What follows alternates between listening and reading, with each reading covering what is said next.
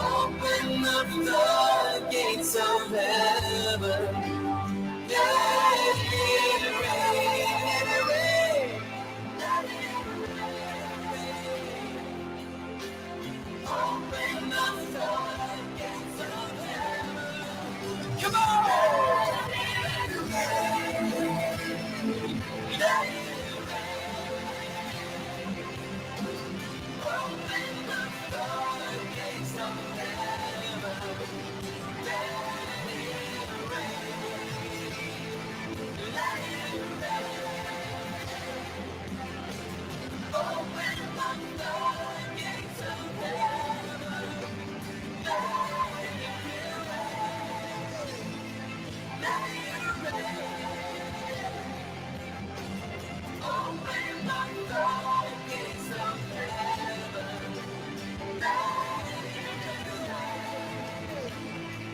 Let it rain. Open the floodgates of heaven.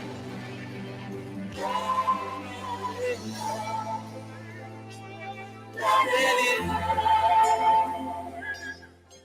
Thank you very much, Nadine. I really want to thank you for always finding the great songs. I mean, every week we come, we kind of push you a little bit. We're going to try to find an old spiritual from old Jamaica where you cannot find. So this morning, and I want to welcome our friends on social media, our friends on Facebook, YouTube, Instagram. I want to welcome our friends also on TikTok. And want to also formally welcome Senator the Honourable Mathew Samuda, Minister with responsibility, Minister with a portfolio in the Ministry of Economic Growth and Job Creation with responsibility for water, environment, climate change, and the blue economy. We're here to talk about water, but before we go there, Minister, what is the blue economy? Well, the blue economy reflects the economic activity that we have related to the oceans. So a lot of persons don't think of Jamaica as being a particularly large state, but we are a large ocean state. Our EEZ, which is territorial waters that Jamaica has, are actually 24 and a half times larger than Jamaica's landmass. Mm-hmm. So our ocean territory is way bigger than the land that we do have. We are an archipelagic state. We have a number of keys within our territorial waters.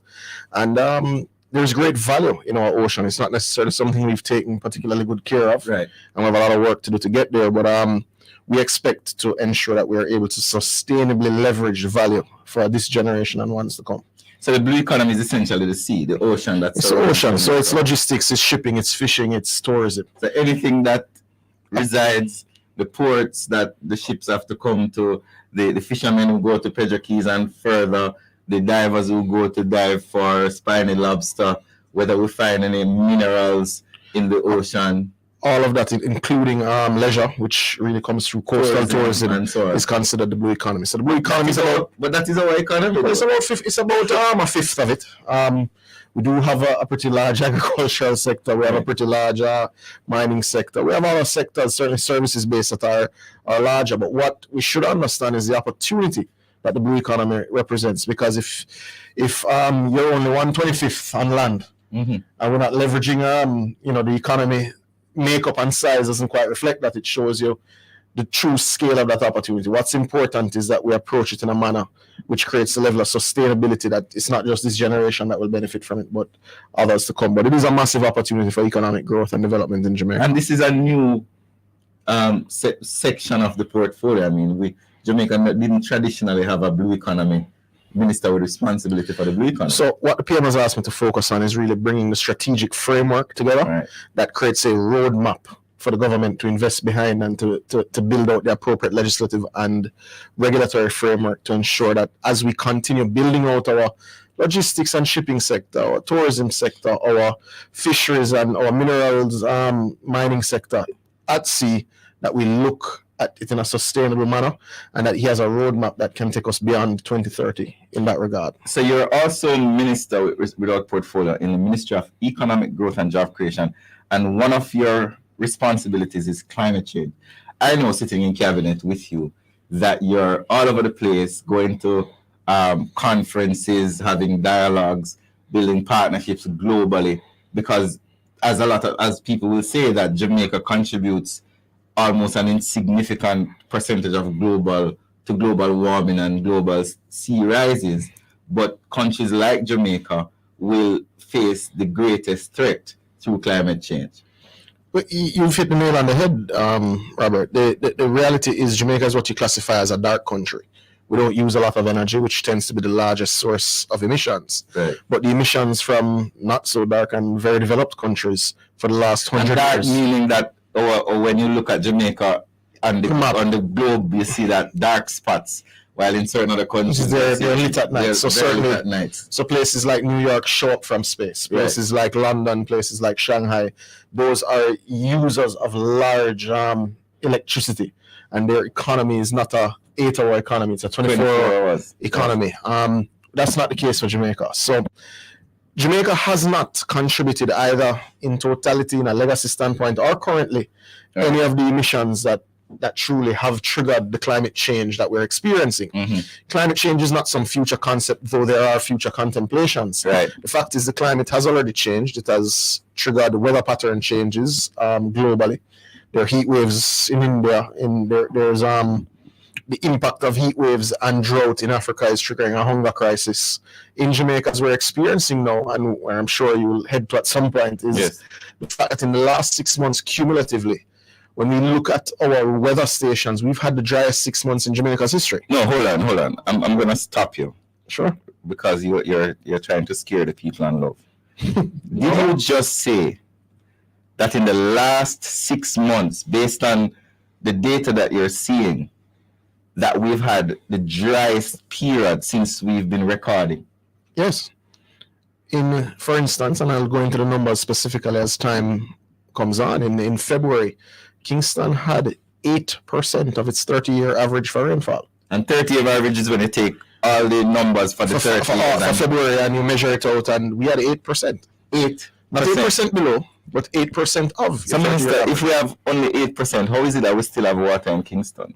So, important to note, right? And I think if you let me dial it back a little bit, and I'll come back. I'm sorry. Let's start from the beginning. The climate change portfolio is really to ensure that Jamaica is at the table where decisions are being made about the standards that are going to be deployed for the greening of economies and for the decarbonization of economy, to make sure that we're at the table to discuss access to financing for the small island developing states like Jamaica that didn't cause this problem but are being impacted by it most. So that's why we're at that space. Being in that space is why we made the decisions, which I know you're very familiar with, in determining that we needed to manage our microclimate in particular ways, why we pushed the initiative to plant 3 million trees in a national tree planting. How is that going, by the way? We have surpassed 2.5 million trees. We expect to pass the 3 million mark in the second half of this year. It's something we're very excited about. No doubt, perhaps we can negotiate planting the 3 millionth tree in North Carolina, Central. Yes, considering you have built a nursery. I've built a nursery for trees. As a man who's quite close to the cause. Let me tell you why. When I was going to high school, I always wondered why the hills were always on fire.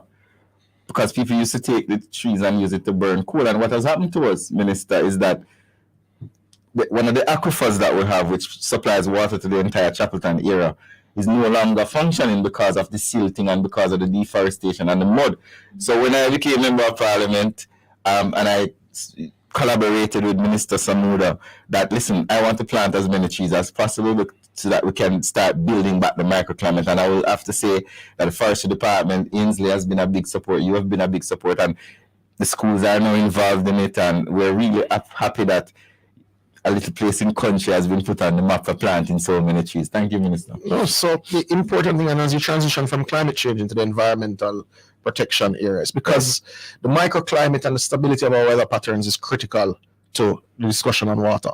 It's the very base of it. Now, there are factors outside of our control based on what developed nations have done, but there are some factors within our control. It's why under the environmental portfolio is why we would have tabled a new watersheds policy. Right. We're inviting comments Right. from those listening. They can go on the MEGJEC website. Images, yes, yeah. Yes, and comment on it, because it's at green paper stage. It's why Jamaica would have announced the declaration of 15 new ecologically sensitive areas, many of which are watersheds, to ensure that we're protecting the basis of our water supply, which is the basis of all human life and indeed human dignity and human economic activity.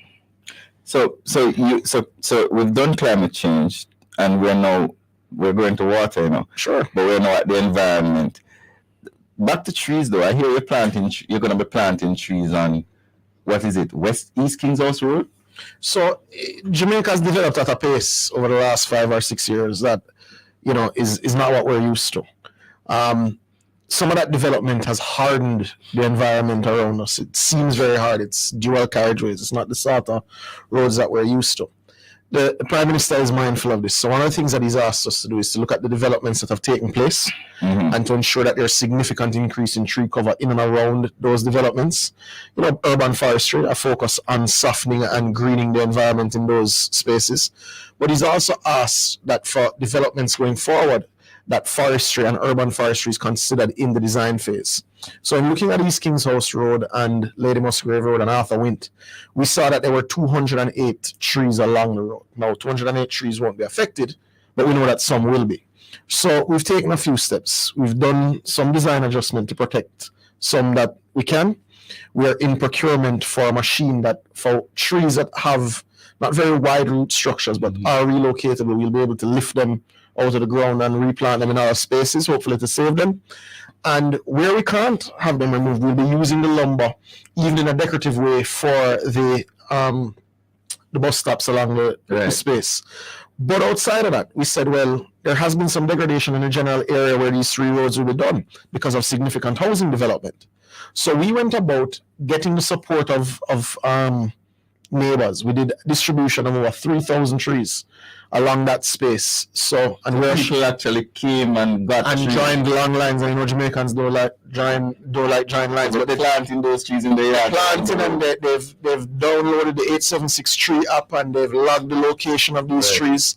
We also said, well, there's some government lands in the space. So outside of the 3,000 that we've given to citizens that live in and around the area, we're also planting heavily on the King's House property, on the Jamaica House property. We'll be going into Ronnie Williams and other spaces where government owns to ensure that the tree cover at Vale Royal, at the NIF property on the corner of Lady Musgrave and Hopefield, we will be planting as government some 3,000 trees along that space, in addition to the 3,000 that we've given to citizens. Minister, why is it?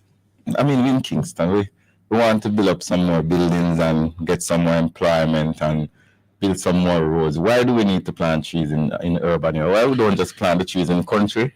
And so, because I mean, what impact do trees have on the urban space? Well, it stabilizes the microclimate, and what that means in essence is that the place is not as hot as it is. It guarantees that there is less instability in your weather patterns, so you get rainwater that we depend on for most of our irrigation efforts, certainly for gardens and for small farms. So there's never a bad tree bad to be planted. There's no bad reason or no negative implication of planting a tree. And we haven't paid enough attention to this over the last 50 years, which is why I think the move in 2019 to give this such focus was so important. We've planted 2.5 million trees, but we've also moved rapidly to protect areas that aren't degraded. The Cockpit Country Protected Area creates that ecological and environmental stability in the center of the island. It's why much of the center of the island and the western end of the island that get their water from the Cockpit Country. So the Cockpit Country area is now protected? Cockpit Country area has been protected since last year, March. 79,000 plus hectares of the Cockpit Country are protected. It's the single largest protected area. That is about 20-30% of Jamaica? So Jamaica has now protected 25% of its terrestrial land. Meaning the land on Jamaica, in the map, when you look at the map. 25% of that is protected. So 25% of Jamaica is protected for future generations. Under the NRCA legislation. And the forest rangers from the forestry department, the MEPA the NEPA enforcement officers all give it focus to ensure that these areas are not developed and people don't encroach and there's not illegal logging and all of these things. Now, what's important and not known widely is globally, last year in December in Montreal, the global community at the UN at COP15 agreed to protect 30% of landmass. Jamaica had always called for that. We were members of the High Ambition Coalition from as far back as 2016. So we're way ahead. Jamaica will complete protection of over 30% of its landmass, which is the international target, by 2025, a full 5 years ahead of global target. And the reason why I'm happy that you went to the cockpit country is that we can now go to, because all of your ministry is interconnected. The blue economy, climate change, environment, water. But the issue that I think everybody is interested in and wants to hear from you about, Minister, today is water. And one of the things why the cockpit country is so important is that a lot of the water that goes down into, is it Martha Brae, into Black River and all of those places, a lot of the water that feeds a lot of the country comes from the cockpit country. So you're protecting the cockpit country, but you still haven't explained to me how is it that Kingston has 8% rainfall but still has water? Well, the 8% was in February, which was the worst month. It has rebounded some since, but it's important to note that the reduction in rainfall actually started as far back as September, October of last year. Right. So our rain patterns in Jamaica is that October is the wettest month, followed by May. So when you have reduction in rainfall in those 2 months, it impacts the storage systems right across the country for water systems. But in November, just for context, because people won't understand the gravity of the situation that we face without this, we had 62% of 30-year rainfall. In December, we had 47%. Mm-hmm. In January, we had 32%, and in February, it went all the way down to 27%. This is on a national basis. Now, we did have some rebound in March and some in April, but March is your driest month. Right. So rebounding in March to hit your normal low targets really doesn't recharge aquifers, refill wells, or flow water into your reservoirs. Now, you asked a critical question, Minister Morgan, and I think this is something that the public needs to understand.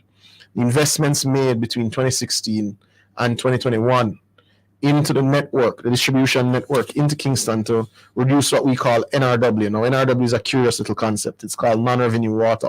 In essence, it stops the leaks and stops the theft of water, and it digitizes parts of the network. The investment into Kingston and St. Andrews distribution network and cutting NRW, cut NRW from 71%, meaning that we used to collect, process, and pump 71% of the water into the ground. So hold on. Let us condense it. Let's condense. Sure.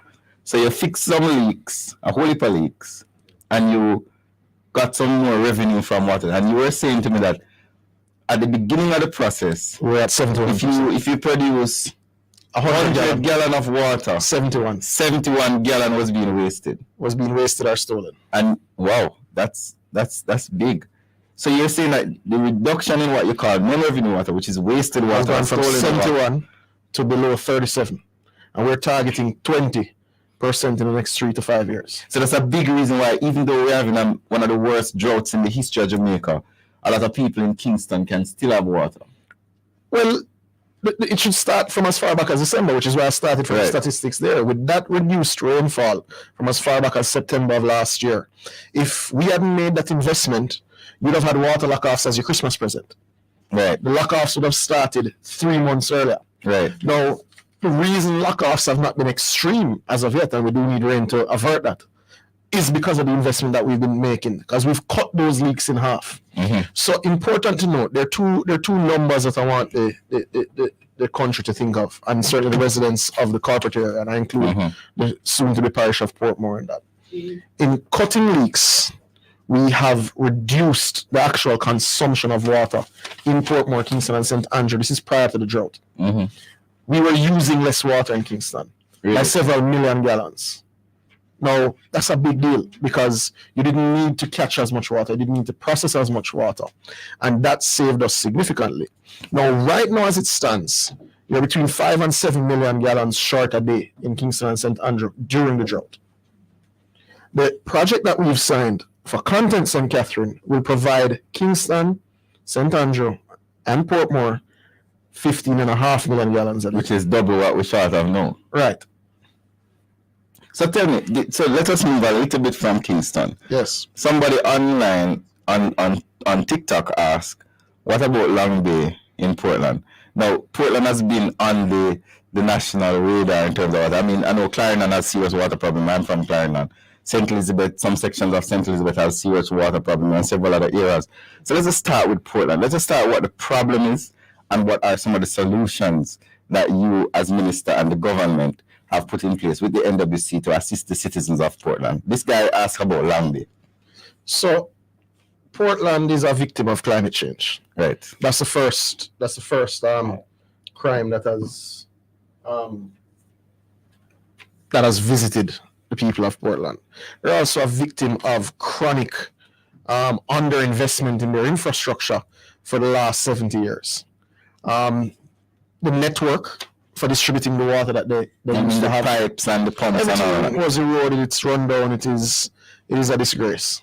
This government in 2019 made the decision to pursue the Southern Coastal Highway project, this massive investment which hasn't been easy and hasn't been easy on the people of Portland. In fact, they've suffered disproportionately even during the period of investment. Right. But that investment is to ensure that not just their road infrastructure, which is not what I'm focusing on today, but their water infrastructure for distribution comes up into the 21st century. The pipes were A, too small for the population size in Portland, and B, were old asbestos pipes, which many of which had collapsed. So even though you were having water source challenges, you couldn't distribute the water that you have. Now, I'm happy to report that as far as Drapers, we have tested the pipes, sterilized the pipes, and there's no water in the mains in Portland. But that doesn't solve the issue in Portland, because what has happened because of climate change and the shifting weather patterns is that our water has moved from the northeast of, our rain rather, has moved from the northeast of Jamaica to the northwest. So they moved from Blue Mountain to Dolphin to the Bloody Bay. Correct. and that's what we're seeing. That is in Westmoreland, Miguel Hanover side. Right, which is an issue because your population has moved with it. Right. And even your intakes for water systems in the west that don't reflect the rainfall that you're getting now. So it reflects a need to reinvest in the infrastructure, because the eastern end of the island will now need significantly more storage than it used to have, because now you don't have the consistent rainfall that you have. Right. So when it does rain, you have to catch every drop. Right. Now that's something that we have to contemplate, and something that we are contemplating in Portland. But just to assure the residents of Portland, we know the last couple of months in particular have been very hard during this drought. You've suffered disproportionately. I'm going to ask you about Ballards Valley, but before you go any further, I want to... So you can call 968-8328, or you can WhatsApp 997-3125.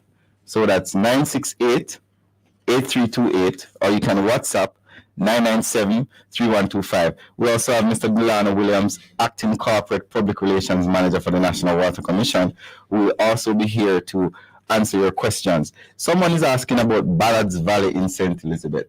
I don't know if you can give us some idea of what's going on in there. They say they don't have any water. You know, it's a tough discussion this morning, because the reality is, and I have a map which the Prime Minister have presented and used in his presentation in Parliament, I believe last week Tuesday, or no, 2 weeks ago Tuesday. Systems right across the length and breadth of Jamaica are dry, because we've had the driest 6-month period that we've ever encountered. Now, beyond that, what this triggers for an old distribution network like the one that the NWC has is accelerated collapse of some sections of the network. Meaning, so the only thing that was keeping some pipes open and some pipes alive was simply the fact that there was water pressure in it. Yeah. So when the water pressure goes up and down constantly with scheduled lock-offs. Could you explain that a little bit more so that people understand? Because I know this was what the case on Spanish Town Road. And on Red Hills a week ago. Where the water pressure was... yesterday. And in Portland, you know... So if you turn off the pipe collapses. Basically, if the pressure continues to be irregular, as it does during lock-offs, right, the pipes collapse. Because they're so old. They're so old where it is the consistent water pressure that is keeping them open. So somebody will say, you're getting a lot of leaks, come and fix it now. It hurts us as much. We're citizens here too, right? So when there's a leak during a drought, it hurts us to see it. Right. But you can expect increased leaks during periods of extreme drought like this. So the pipes are, which is why the NRW investment is so absolutely critical, and it's why we're going to tender now. We've just gotten approval from PIAB and the Ministry of Finance to go to tender for a national rollout of the NRW project, because the network is simply old. Now that will be, for listeners, $500 million investment into the distribution network in Jamaica over the next 7 years. It is absolutely critical. Now, I'll leave, acting corporate affairs director Delano Williams to go into the specific communities. Right. But I think it's important to understand that you will have increased leaks and you will have increased mechanical failure. We also have very old pumps. When wells go down as low and they start to pull up brackish water and they start to suck on mud almost in some of the spaces, right, many of our pumps break down. And that is a fight that you have. So we go into drought, we go into more mechanical failure, more network failure. So it gets harder and harder to keep up. Now, the teams have been working, I'm afraid to check on what the overtime bill might look like, because the teams are working around the clock. As we get reports, I get them, MPs send them to me. I'm sure Delano gets them all the time. I'm sure you get them all the time. We dispatch teams. We've had to work with private companies to assist. We've had to work with the NWA. We've had to work with municipalities, because that's the level of the crisis that the country faces. So what I heard on the radio, and I heard it in government, is that not only are you trying to fix the pipes, but you're also trying to trap more water, even though that's not a very efficient way to distribute water. You're also distributing tanks through the parish councils, through members of parliament, through the NWC directly. Tell me of some of the initiatives that you've been doing generally across the island to assist citizens who are having water problems. So, coming out of the 2015 drought, which was the last bad one prior to this year, it was assessed that the Water Commission's resilience or ability to withstand shocks was insufficient. They only had 4 owned trucks at the time. So the NWC only had 4 trucks? We're up to 24 now. And now you have 24. Now, they're private sector people who run trucks, and we pay them to truck water for us. But the Water Commission was insufficient in its ability to respond to shocks even within the utility network. So we bought 8 last year. We're going to procurement shortly for another 8 this year. So we'll be up to 32 by the end of the year, and we'll keep going for another 2 to 3 years to ensure that we build in sufficient response capacity outside of the private sector, even though we encourage private sector to get into it. But trucking is the worst way to distribute water. Right. It's expensive, it's inefficient. And you cannot give everybody water in the truck. A truck cannot carry all the water that you need to any one community. So it really is for emergencies only, but even understanding that we're building out our emergency capacity. And we've been trucking at a significant rate. The Prime Minister would have announced $110 million allocation to the NWC, an additional $35 million allocation to the parish councils. RADA and NIC have been working, and they, I believe, have spent in the range of about $110 million to support our farmers. We've purchased some $20 million of tanks for MPs to assist us with the trucking process. These are for communities where they don't have sufficient storage even for us to truck water to. So it's not a lot of tanks. It really works out to an average of about 11 per constituency. But we've deployed that. But acknowledging that we have significant household risk. The Prime Minister came up with this program, which we announced in his budget, which will be launched this summer, which we will start to distribute 50,000 black tanks across this country to the families that most need it. Now, these families are very poor persons who could not afford it. But we will start by targeting communities that are outside of the utility footprint of NWC and communities that are within a section of the utility footprint, which is very weak. So they may be in a section where, yes, they have water, but they don't have reliable water. They may be getting water 1 or 2 days a week, and we will ensure that they're able to properly store. Now, we will use the same sort of social inquiry process as is done for social housing.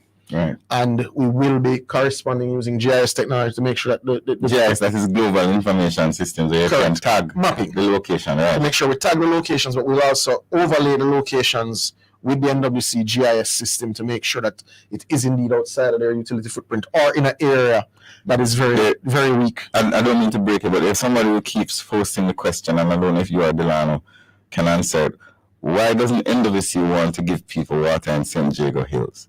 I know that NWC wants to give people water in St. Jago Hills, but that's how the person phrased the question. I don't have information on the St. Jago Hills. You have the St. Jago Hills? There's a St. Jago system, and I'm not sure if this is exactly where this is in St. Catherine. I'm aware of where it is. NWC wants to give 100% of Jamaicans reliable water 7 days a week, regardless of where they live. Jamaica hasn't exactly developed in a clustered manner. We're very spread out people, considering it's only 3 million on what is a relatively large size of land for 3 million people. However, there is a system in St. Jago which was developed by a private company when they developed that housing scheme, and the OUR has asked us to take it over. We are going through the negotiations with the OUR to take over that system, which will mean testing of the system, sterilizing of it, and will involve some infrastructure investment. That process is underway with the OUR. If he's referring to the section that is within the utility footprint, we will look into the particular pumping issues that they may be having there, or whatever the issues are, and we'll give you the information to I guess next week's program. But certainly, wherever Jamaicans are, NWC wants to provide you with water. The NWC is working around the clock to put in investments and connectivity to ensure that all Jamaicans have water. But we need to be clear that there are some massive challenges that face us now. So St. Jago Hills is basically outside of Spanish Town, if you notice the location of it. It's near Pinnacle. So that's Pinnacle right there. Sure. And then you have the first free village, and here is St. Jago Hills there. It's a very rural area. It's there's an issue in St. Jago Hills if it is within the development area that the OUR has asked us to take over, which I suspect it might be.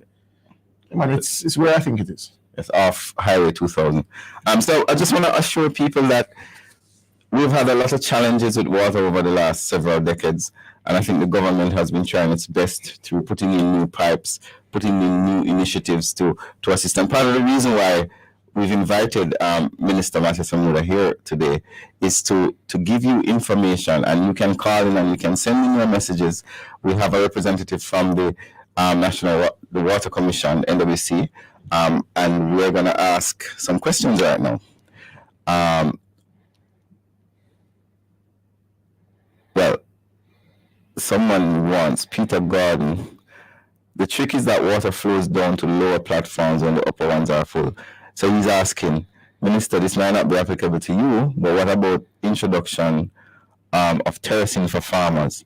The essential and distinguishing feature of terracing agriculture is excavating and moving topsoil to form farmed areas and ridges. The trick is that water flows down to the lower platforms when the upper ones are full. Thus, the amount of water is distributed more or less evenly, not just at the foot of the hill. So this person is making a recommendation as to how farmers can more efficiently. So there is a distinction. The National Water Commission does not control farm water or irrigation water. That is the Irrigation Commission.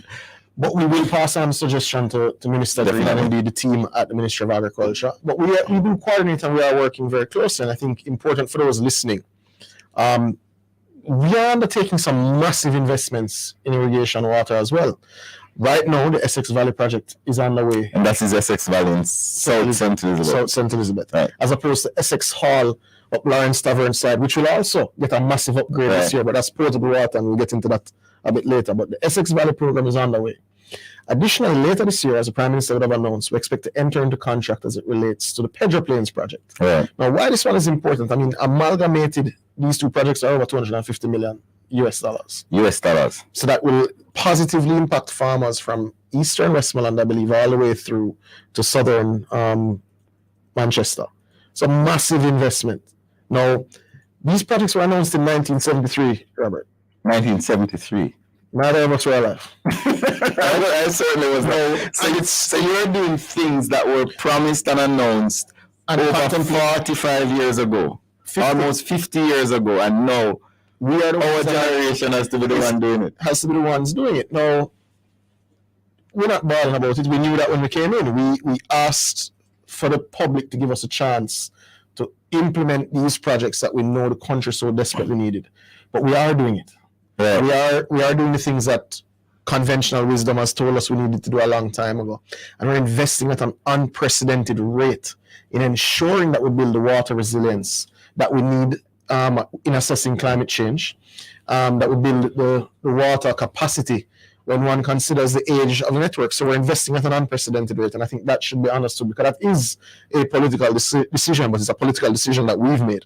So Merlin from St. Thomas is asking, I'm not sure why St. Thomas has so much problems when it comes to water. But at the same time, the water is wasting. The NWC workers pass these burst pipes and don't fix them. Why they can't fix them? I don't know if Delano would want to pull his chair closer. I don't know where she's in St. Thomas. These questions are coming to Delano. So St. Thomas in February was the driest parish in terms of lack of rainfall. Right. Portland was 1 percentage point behind. Kingston was the lowest at the time.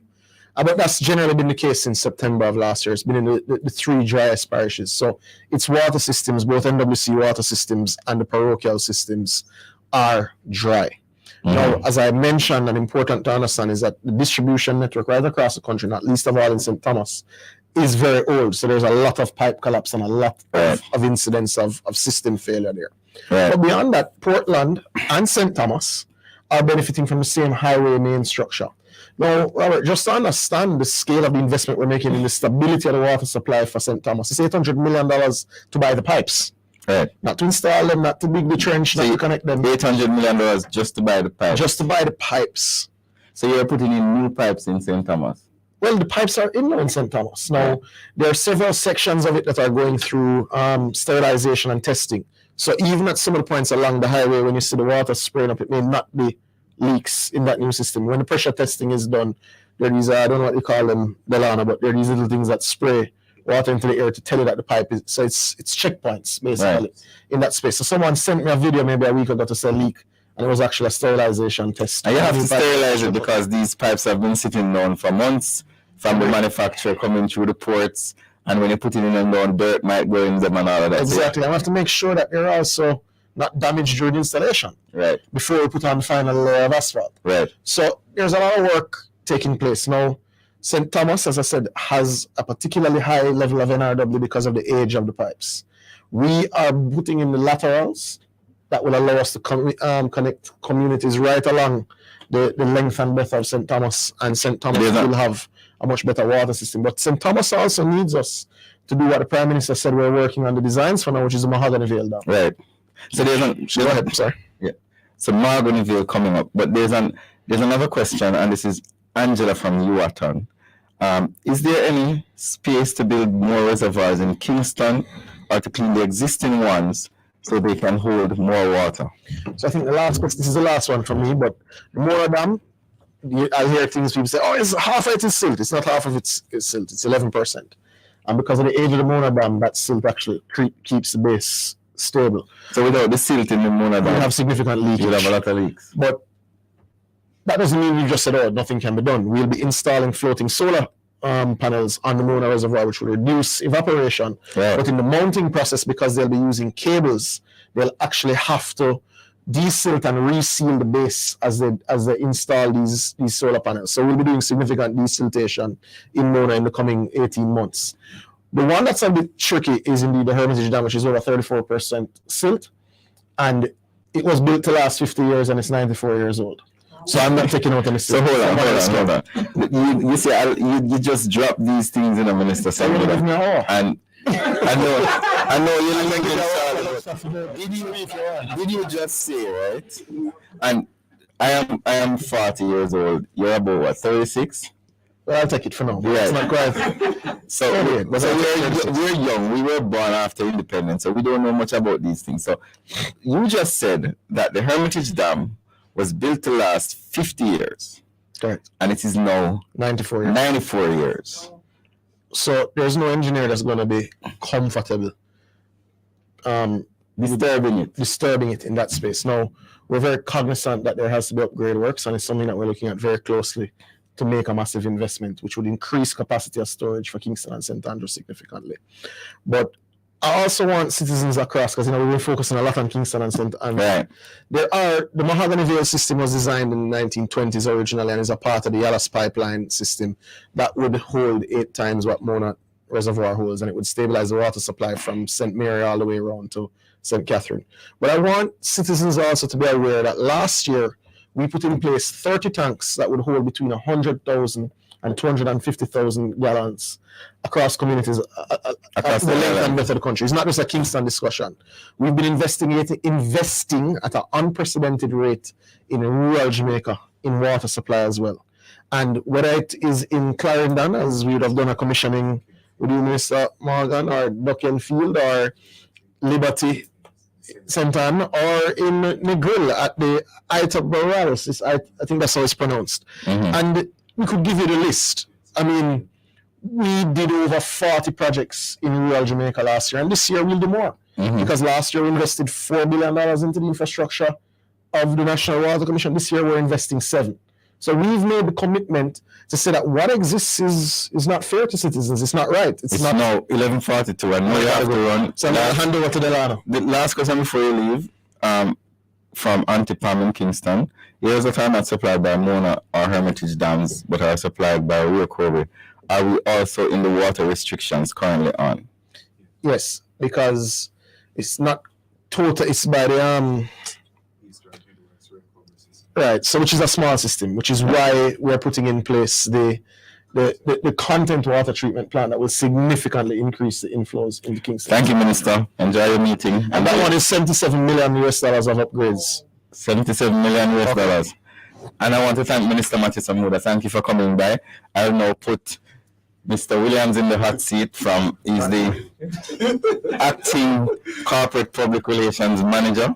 He's from the National Water Commission. And remember, you can call our studio lines 968-8325 or send us a WhatsApp 997-3125.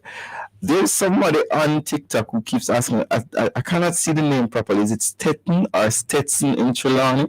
Do you know of that place? Not very well, but They said they don't have any running water. Right. There are some sections of northern Trelawney which have those issues. One of the things we're looking at now with there's a Queen of Spain wells, which although they are currently very, very low, we are looking Southern Trelawney, she said, yes. Southern? Yes. Beg your pardon. Yes, so Southern Trelawney closer to Manchester. So you're talking about areas closer to Ulster Spring, the Alps, etc. Those are some of the areas we're looking at to see how we can expand the network into what are currently called non-utility areas. So a non-utility area is an area where the NWC doesn't have any pipes. Does not have any, and there may have been. That sounds like the whole of Moko. Like old parish council systems. Right. So a number of them have no existing pipeline. Right. Or the sources may have dried up. They may have been using catchment sources. Right. So now that you're having rainfall diversion, meaning the rain doesn't fall in those areas as frequently anymore. We have had to look at the viability of expanding the systems. So she's saying that they have a lot of water sources there, and I would love for you to look at that, Delano, because I know the government has a lot of programs through the rural water and through the parish councils and even NWC where they find water sources and they either entomb them or they start treating them and so on. Absolutely. So Delano is going to look at that situation there.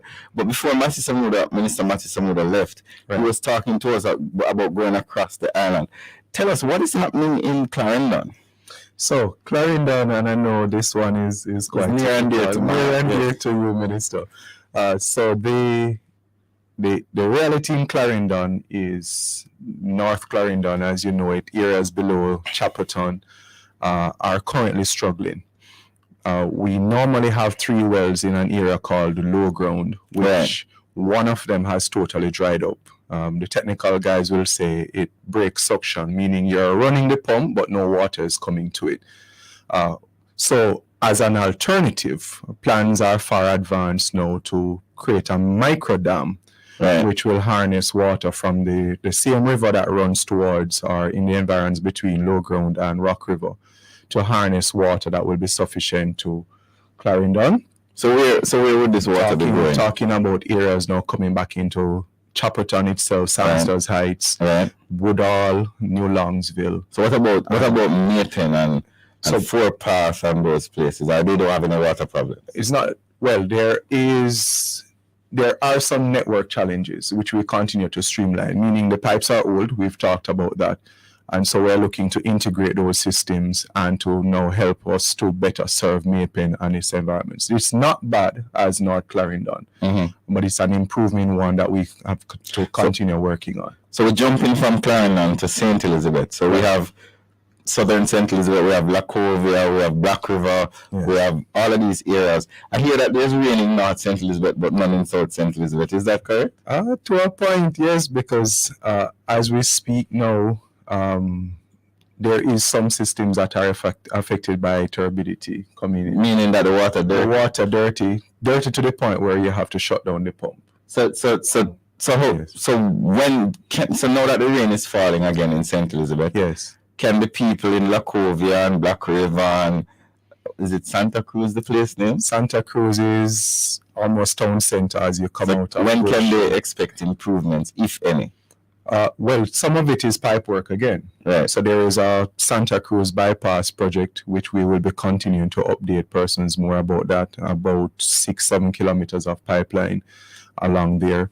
So like places like Ballards Valley, I see this person from on TikTok asking about Ballards Valley, why there is no pipe there. That one again is one of those rural systems that has not yet been taken over by the NWC.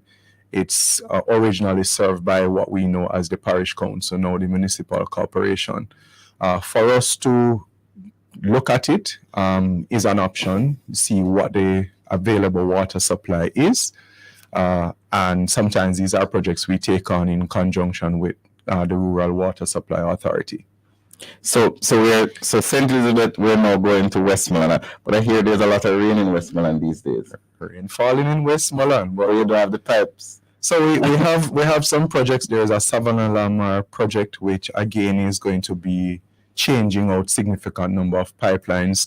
That work is now at the tender stage. We're identifying. So the pipes are being procured now. We're also looking at the relevant or suitable contractors to carry out that work. So somebody just said that, as we go back to Sensible, that the MP has worked to get the pipes into Junction, and I'm sure other places are soon to come.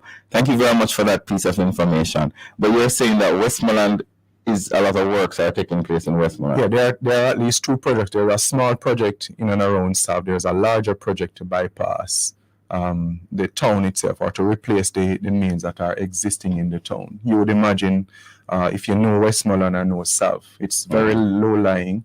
One of the realities we've seen is that the saltwater intrusion, because it's so low, the saltwater comes up, the pipes rot very quickly.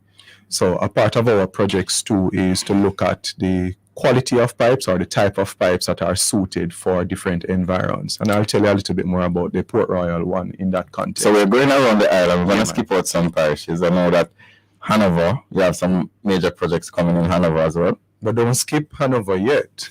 So Hanover is currently running with the logwood system, somewhat low.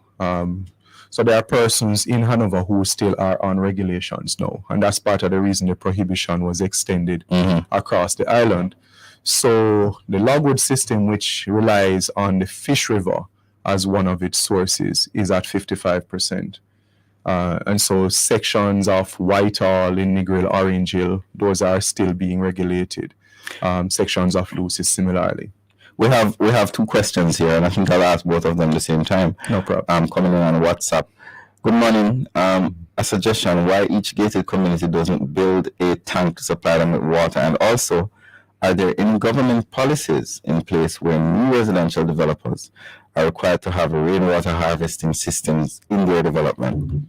Excellent question, and I think maybe Minister can... Well, Minister did answer it initially. Yes. So there is no mandate, as in there's no law that says you have to build rainwater harvesting. No. But even though there is no mandate, a lot of developers are already, like in places like St. Elizabeth and places like Mocha and all of that, you will not find a house that doesn't have a tank. So there is encouragement that persons need to build water storage facilities. Harvesting. However, we're trying to get more people to get into their own homes. And if you mandate people to to build water harvesting, it increases the price of the home significantly. Gotcha. So while we encourage it and it's an option, it's not yet something that we're gonna force to talk about. So you were saying we're in Hanover, we're now going to St. James. Yes. I saw someone ask a question about St. James earlier. Let's see what it looks like. But the question went off. So tell me generally about what's happening in St. James. So St. James has some work here earmarked for the Great River facility. In that typically there is a high level of, again, turbidity or muddy water that comes down once the rains start. This impacts on our run time at the pumps, and it affects a great area. So the work is earmarked to improve those intake works at the Great River.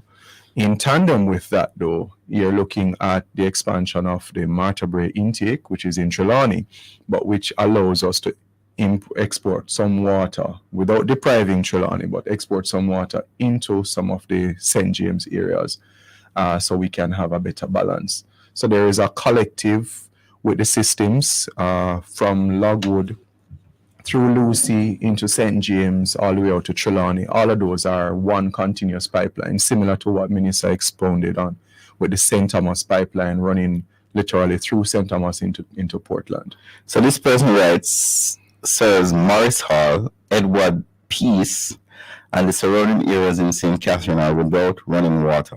However, Harkazal has running water, which is approximately 5 minutes away. Are there any plans for those communities in the near future? Yes. And I don't. And so what we have, Minister, is a lot of realities that before the 1980s and even into the 2000s, you had a lot of single systems. Morris Hall perhaps had their own catchment, Harkazal had their own, and so on. The NWC has been on a continuous drive to extend water, but you don't want to run 10 kilometers of pipe when you only have water sufficient for 5 kilometers.